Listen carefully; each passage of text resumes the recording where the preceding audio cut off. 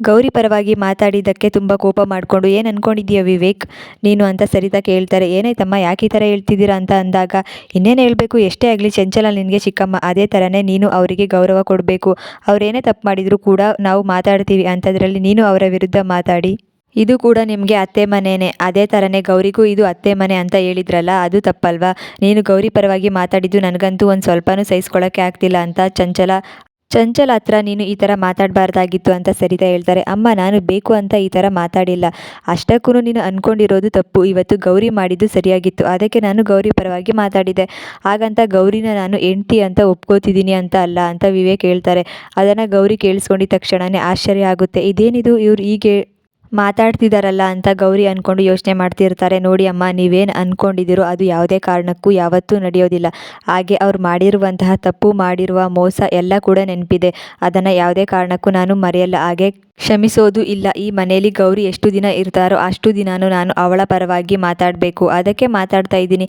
ಯಾವತ್ತು ಗೌರಿ ಮನೆಯಿಂದ ಹೊರಗೆ ಹೋಗ್ತಾರೋ ಆಗ ನಾನು ಬದಲಾಗ್ತೀನಿ. ಯಾವತ್ತಿದ್ರೂ ಇದು ನಡಿಲೇಬೇಕಲ್ವಾ ಅಂತ ವಿವೇಕ್ ಹೇಳಿದ ತಕ್ಷಣವೇ, ಈ ಥರ ಯೋಚನೆ ಮಾಡ್ತಿದ್ಯಾ ನೀನು? ಸರಿ ಆಯಿತು, ಎಲ್ಲಿ ನೀನು ಬದಲಾಗಿದೆಯಾ, ಹಾಗೆ ಎಲ್ಲದನ್ನು ಕ್ಷಮಿಸಿ ಒಪ್ಕೊಂಡಿದ್ಯಾ ಅಂತ ಅಂದ್ಕೊಂಡಿದ್ದೆ. ಈಗ ಸಮಾಧಾನ ಆಯಿತು ಅಂತ ಸರಿತಾ ಹೇಳ್ತಾರೆ. ಇದನ್ನೆಲ್ಲ ಕೇಳಿಸಿಕೊಂಡು ಗೌರಿ ಅನ್ಕೋತಾರೆ, ಹಾಗಾದರೆ ಇಷ್ಟೊತ್ತವರೆಗೂ ಇವರು ಮಾತಾಡಿದ್ದು ನಿಜ, ಹಾಗಾದರೆ ನನ್ನ ಪರವಾಗಿ ಮಾತಾಡಿದ್ದು ಅದು ಯಾವುದು ನಿಜ ಅಲ್ಲ. ಇಷ್ಟೊತ್ತವರೆಗೂ ನಾನು ಎಷ್ಟು ಖುಷಿಯಾಗಿದ್ದೆ, ನಮ್ಮ ಸಂಸಾರ ಸರಿ ಹೋಯಿತು, ಹಾಗೆ ವಿವೇಕ್ ಅವರು ನನ್ನ ಹೆಂಡ್ತಿ ಅಂತ ಹೇಳಿದರು, ನನ್ನ ಪರವಾಗಿ ಎಲ್ಲರ ಮುಂದೆ ಮಾತಾಡಿದರು ಅಂತ ತುಂಬ ಖುಷಿ ಪಡ್ತಿದ್ದೆ. ನಾನು ಈ ಥರ ಮಾತಾಡಿರ್ತಾರೆ ಅಂತ ಯೋಚನೆ ಕೂಡ ಮಾಡಿರಲಿಲ್ಲ. ಯಾಕೆ ಈ ಥರ ಆಗ್ತಿದೆ ಅಲ್ಲ, ನಾನು ಅಂಥದ್ದು ಏನು ತಪ್ಪು ಮಾಡಿದ್ದೀನಿ ಅಂತ ನನಗೆ ಈ ಪರಿಸ್ಥಿತಿ ಬರ್ತಿದೆ ಅಂತ ನನಗಂತೂ ಗೊತ್ತಾಗ್ತಿಲ್ಲ. ಕೃಷ್ಣ, ನಾನು ಕೇಳ್ಕೊತಾ ಇರೋದು ಒಂದೇ, ನನ್ನ ಸಂಸಾರ ಸರಿ ಹೋಗಬೇಕು, ನಾನು ಮತ್ತು ವಿವೇಕ್ ಅವರು ಖುಷಿಯಾಗಿರಬೇಕು ಅಂತ. ಆದರೆ ಅದನ್ನು ಬಿಟ್ಟು ನಾನು ಯಾವತ್ತೂ ದುಡ್ಡು ಬೇಕು, ದೊಡ್ಡ ಮನೆ ಬೇಕು ಅಂತ ಯಾವತ್ತೂ ಕೇಳ್ಕೊಂಡಿರಲಿಲ್ಲ. ಆದರೆ ನನ್ನ ಜೀವನದಲ್ಲೇ ಯಾಕೆ ಈ ಥರ ನಡೀತಿದೆ ಅಂತ ಗೌರಿ ಅಂದ್ಕೊಂಡು ಯೋಚನೆ ಮಾಡ್ತಿರ್ತಾರೆ. ಇಲ್ಲ, ಇದನ್ನೆಲ್ಲ ಸರಿ ಮಾಡಬೇಕು ಅಂದರೆ ಒಂದೇ ದಾರಿ ಇರೋದು, ನಾನು ಮಾಡಿರೋ ನಿರ್ಧಾರ ಸರಿಯಾಗೇ ಇದೆ. ಹಾಗೆ ಇದ್ರ ಬಗ್ಗೆ ನಾನು ಆಶಾ ಅತ್ತೆ ಹತ್ರ ಮಾತಾಡಿ ಮೊದಲು ಮನೆಯಿಂದ ಹೊರಗಡೆ ಹೋಗಬೇಕು ಅಂತ ಗೌರಿ ಅಂದ್ಕೊಂಡು ಆಶಾ ಅವ್ರ ಹತ್ರ ಮಾತಾಡೋದಕ್ಕೆ ಅಂತ ಗೌರಿ ಹೋಗ್ತಾರೆ. ಅದು ಅತ್ತೆ, ನಿಮ್ಮ ಹತ್ರ ಸ್ವಲ್ಪ ಮಾತಾಡಬೇಕಿತ್ತು ಅಂದಾಗ, ಏನು ಗೌರಿ, ಏನು ಮಾತಾಡಬೇಕು ಅಂತ ಕೇಳ್ತಾರೆ.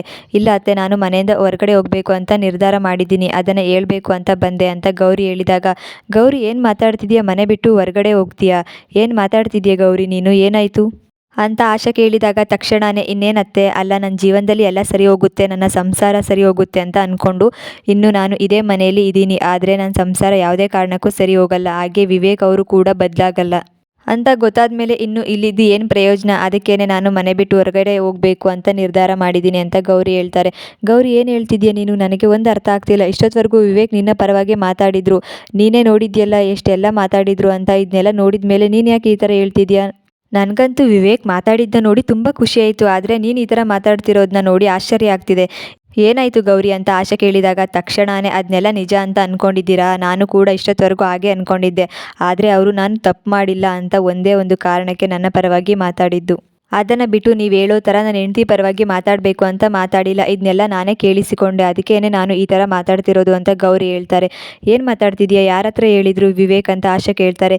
ಈ ಮನೆಯಲ್ಲಿ ಎಲ್ಲರಿಗಿಂತ ತುಂಬ ಇಷ್ಟ ಅಂದರೆ ವಿವೇಕ್ ಅವರಿಗೆ ಅವರ ತಾಯಿ ಸರಿತಾ ಅವ್ರ ಹತ್ರನೇ ಮಾತಾಡ್ತಿದ್ರು, ಅದನ್ನೇ ಕೇಳಿಸಿಕೊಂಡೆ ಅಂತ ಗೌರಿ ಹೇಳಿದಾಗ, ಗೌರಿ ನೋಡು, ವಿವೇಕ್ ಏನೋ ಕೋಪದಲ್ಲಿ ಮಾತಾಡಿರಬೇಕು, ಇಲ್ಲ ವಿವೇಕ್ ಇನ್ನೂ ಬದಲಾಗದೇ ಇರ್ಬೋದು, ಆದರೆ ಒಂದಲ್ಲ ಒಂದಿನ ನಿನ್ನ ಬಗ್ಗೆ ಗೊತ್ತಾಗುತ್ತೆ. ಆಗ ವಿವೇಕ್ ಬದಲಾಗ್ತಾರೆ, ನಿನ್ನ ಪರವಾಗಿ ಹೆಂಡ್ತಿ ಅಂತ ಮಾತಾಡ್ತಾರೆ, ನೋಡ್ತಾ ಇರು.